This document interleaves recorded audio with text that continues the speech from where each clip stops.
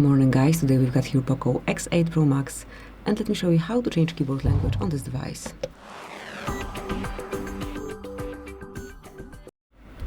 So first of all, enroll the settings, then find and select additional settings.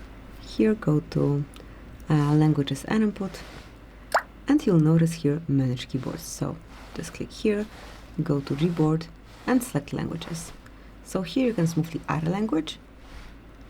At first, let me show you how it looks right now. So here we've got English set.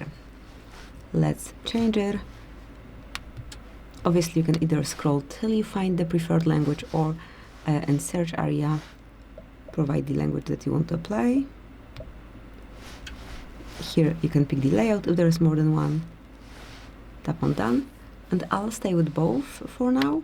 Let's open new message, and now you will find this word icon here. Smoothly by tapping, you can switch between languages. If you will pick one language only, this icon disappears. Also, you can enter this language panel from this side, just mark settings, and here you've got the same panel. You can edit them and remove unnecessary languages, or add a few more if you want. So that will be all. Thank you for watching.